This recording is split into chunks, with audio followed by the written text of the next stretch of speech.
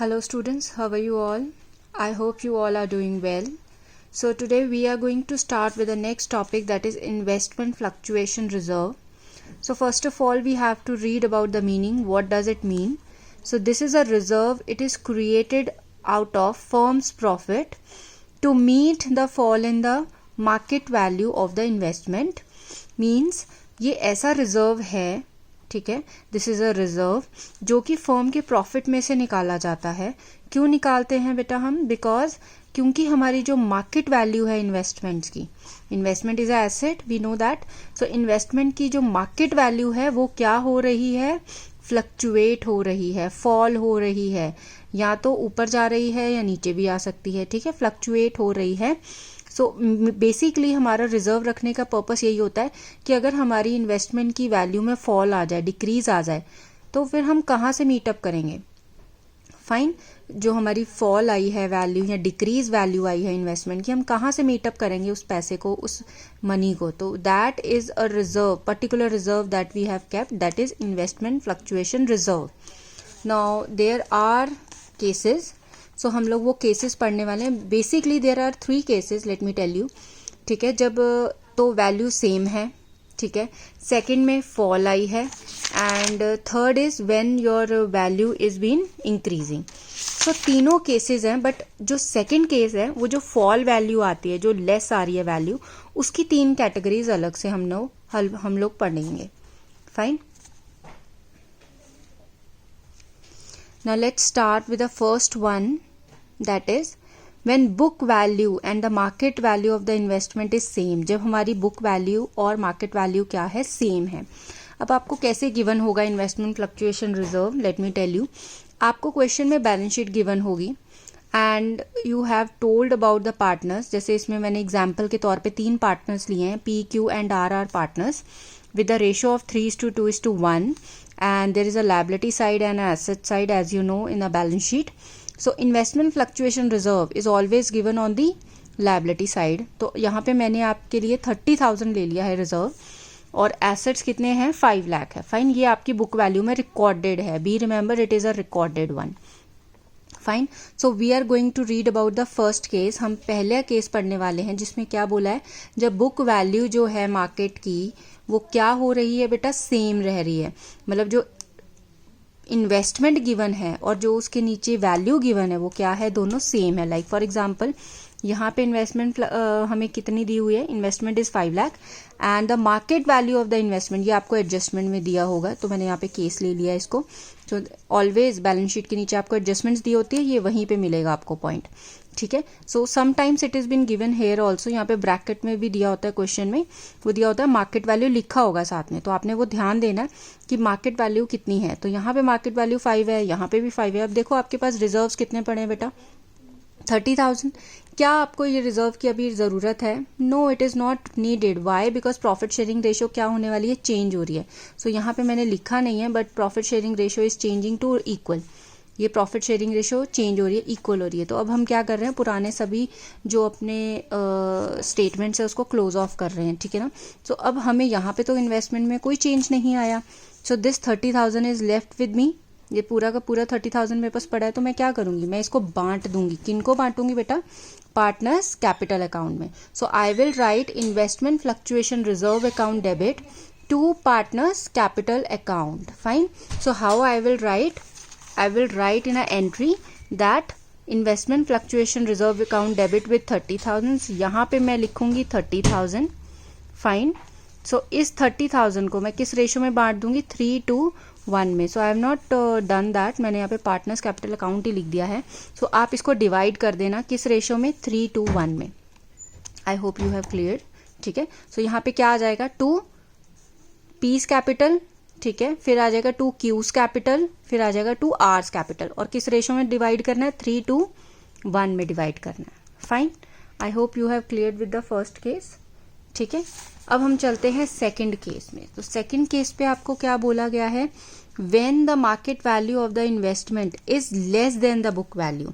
अब यहाँ पे जो आपका मार्केट वैल्यू है दैट इज बीन लेस, अब कम है, सेम नहीं है. वहां पे सेम था, now it is a word is less than the book value. Book value कौन सी होती है? Be remember, this is your book value. ठीक है। सो अकाउंटिंग ट्रीटमेंट, अब इसके अंदर जो अकाउंटिंग ट्रीटमेंट है बेटा वो डिक्रीज जो होते हैं वो क्वांटम पे डिपेंड करता है, कितनी क्वांटिटी पे डिक्रीज हो रहे हैं। तो इसके 3 फर्दर पॉसिबिलिटीज हैं that we are going to discuss. First possibility is जब फॉल इन वैल्यू, ठीक है, the fall in value is less than the investment fluctuation reserve. जब आपको जो वैल्यू डिक्रीज हो रही है ना इन्वेस्टमेंट की, वो किससे लेस है, इन्वेस्टमेंट फ्लक्चुएशन रिजर्व से कम है।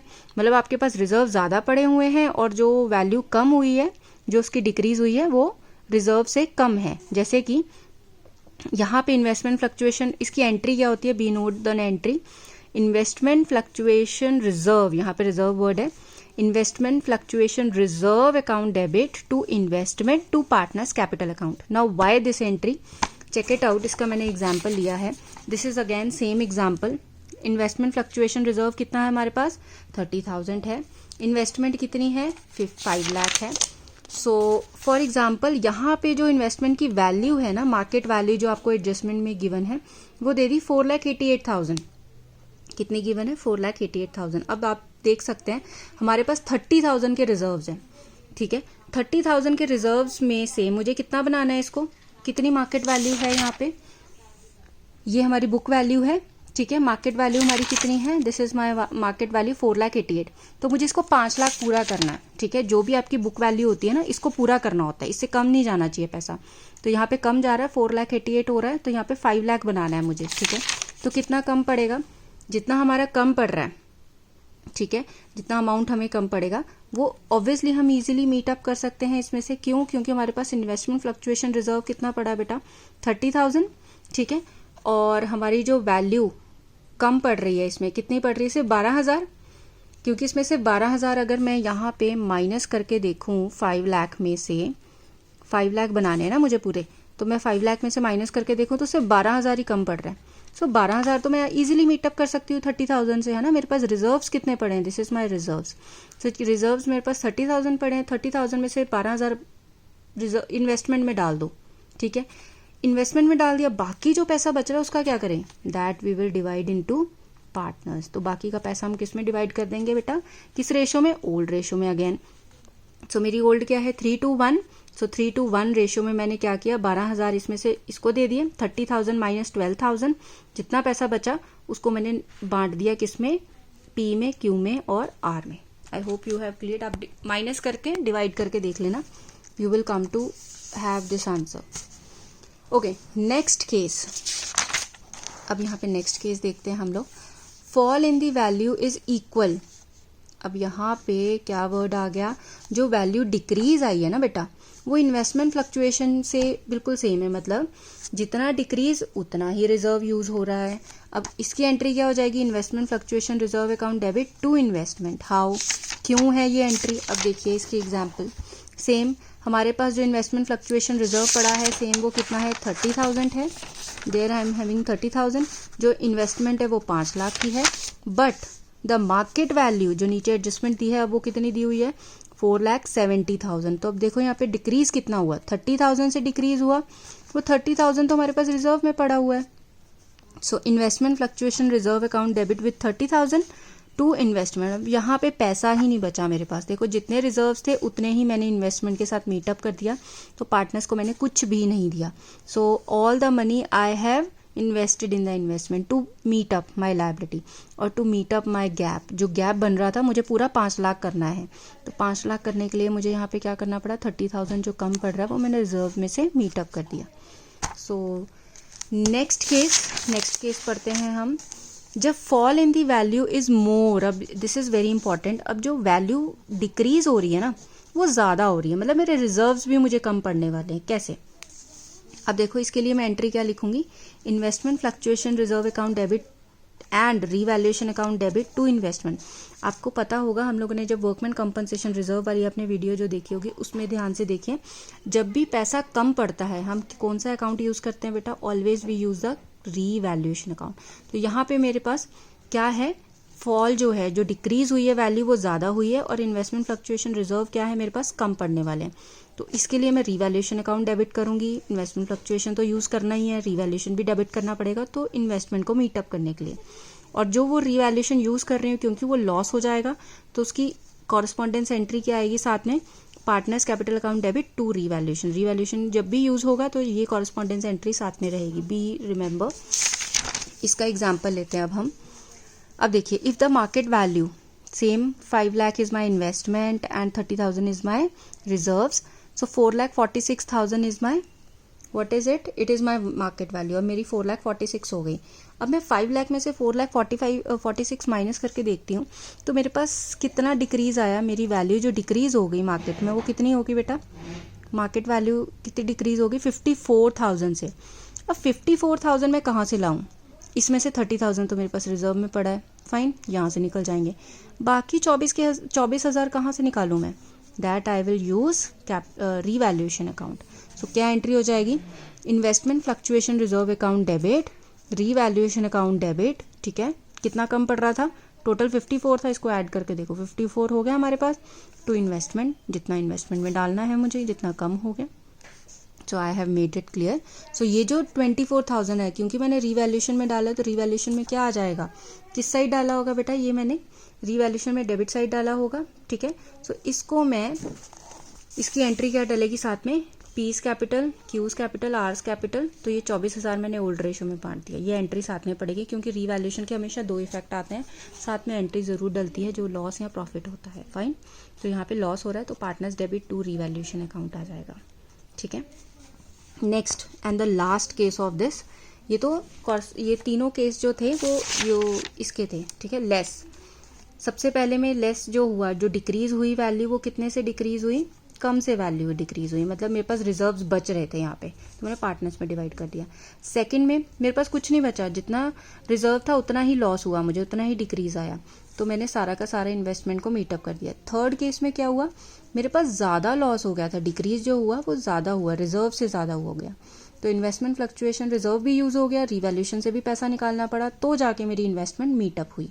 सो जितना इन्वेस्टमेंट में मैंने मीटअप कर ली, उसके बाद रीवैल्यूएशन में जितना मैंने डाला था, जितना रीवैल्यूएशन से पैसा निकाला, वो किससे निकालूंगी, ऑब्वियसली पार्टनर से, तो partners capital account debit to revaluation. I hope you have clear this second case full. Now this is the last case and this very easy. अब यहाँ पे क्या बोला है, मार्केट वैल्यू जो इन्वेस्टमेंट है वो क्या है, मोर। यहाँ पे इन्वेस्टमेंट की मेरी वैल्यू हो गई ज़्यादा हो गई बुक वैल्यू से, कोई प्रॉब्लम ही नहीं, अब तो फ़ायदा हो रहा है, नुकसान तो है ही नहीं यहाँ पे। सो अब यहाँ पे जो फ़ायदा हो रहा है, जब भी फ़ायदा होता है पार्टनर्स को ही होगा, नुकसान अगर वो बियर कर रहे हैं तो फ़ायदा भी पार्टनर्स बियर करेंगे। सो क्या करने वाले हैं, investment fluctuation reserve account debit to partners में डिवाइड कर दूंगी मैं रिजर्व्स, क्योंकि ज़्यादा है मेरे पास, वैल्यू ही ज़्यादा है। उसके बाद क्योंकि वैल्यू इंक्रीज हुई है तो इंक्रीज इन एसेट कहाँ आता है, रीवैल्यूएशन के always be on credit side, तो एंट्री क्या हो जाएगी, investment account debit to revaluation, fine. उसके बाद revaluation account debit to partners, क्योंकि ये पार्टनर्स में डिवाइड हो जाता है। अब इसका एग्जाम्पल देखिए आप, उससे ज़्यादा क्लियर होगा। फॉर एग्जाम्पल, अब हमारे पास सेम एग्जाम्पल है, 5 lakh is my investment and 30,000 is my reserves, ठीक है, वो जो मैंने बैलेंस शीट बनाई थी वही वाला फॉलो कर रही हूँ। लेकिन नीचे एडजस्टमेंट आपको क्या बोल दिया, investment fluctuation, investment the market value, ठीक है, इन्वेस्टमेंट की जो मार्केट वैल्यू है वो कितनी हो गई, 5,06,000, तो 5 लाख होनी चाहिए थी, 5,06,000 होगी, फ़ायदा हो गया, 6,000 से इंक्रीज होगी मेरी वैल्यू।